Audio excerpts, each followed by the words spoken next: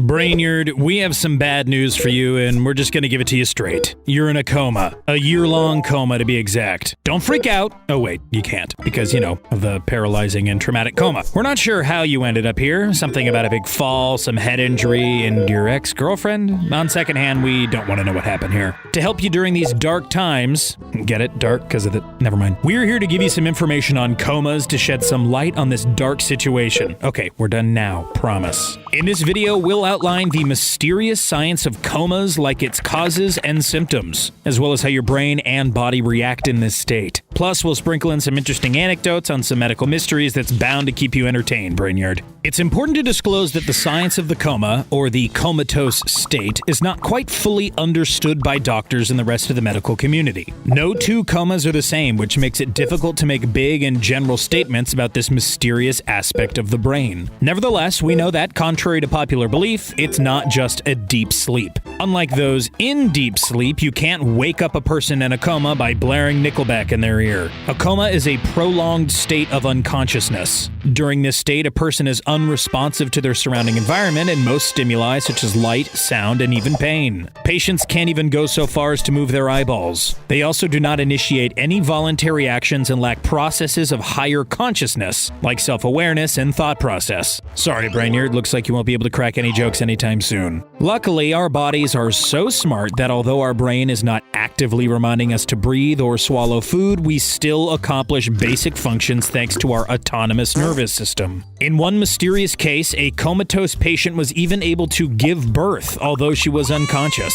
But don't get too excited now by the promise of not feeling any pain or something like that. It's not unheard of for comatose patients to need respiratory help using an artificial breathing apparatus, so you're not completely in the clear yet, Brainerd. So, what causes a coma? Researchers theorize that when the brain is injured due to increased pressure, bleeding, loss of oxygen, or a buildup of toxins, the brain shuts down in order to repair itself from that trauma. If our brain is a supercomputer that manages all the intricate and delicate systems in our body, a coma is its response to working overtime, especially when experiencing stroke, disease, tumors, and drug or alcohol abuse. Most comas are temporary and reversible, but in some serious cases, they're permanent or last a very, very long time. Take Elaine Esposito, a 6-year-old girl that went to a hospital for a routine appendectomy in 1941 under general anesthesia, and she lost consciousness. She eventually passed away after 37 years in a comatose state, and she remains the Guinness World Record holder for the longest period of time in a coma to this day. Cool story, huh, Brainerd? No? I guess dying from a coma isn't exactly the medical success story you were wanting to hear. Moving on, as we said earlier in this video, no two comas are the same, but we can categorize the state of unconsciousness into two categories: injury and medically induced. An injury-induced coma may be the result of a heart attack, head trauma, drowning, drug overdose, or even poisoning. A medically induced coma, on the other hand, is a deliberate choice made by your doctors to protect your brain from swelling. The goal is to reduce the work of brain cells and to protect them from increased pressure inside the skull. If we go back to the brain as a supercomputer metaphor,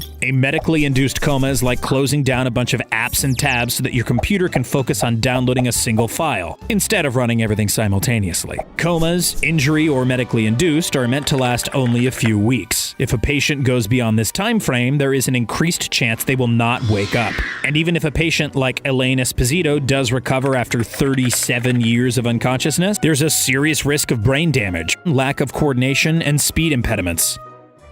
It is not uncommon for someone who's awoken after a long coma to attend months, sometimes years, of therapy to relearn basic skills like eating, walking, and speaking. But there are also hundreds of stories from those who woke up after very long comas despite the odds. Take Terry Wallace, who, in 1984, fell into a coma. Then on June 11th, 2003, Wallace miraculously awoke from his 19-year coma, making him the survivor of the longest coma on record. Then there are stories of people awaking from comas with a set of skills they did not originally own before falling unconscious. Take Australian Ben McMahon, who woke up from a coma speaking and writing perfect Mandarin, despite only learning the very basics in school. And then there are unbelievable, too good to be true stories, like an unnamed man who woke up from a coma but with the vivid memories of another person's life, including working for MI6. By now, Brainerd, we hope that we've relieved you of some of the stress that comes with being unconscious. Research is still unclear about what a person's brain does when it's in this state, but this wouldn't be the first time someone has had brain activity despite appearing unconscious. I wouldn't worry too much. Your brain is doing all it can to preserve and protect you. I have a good feeling that this is one long sleep that you are bound to wake up from. And when you do,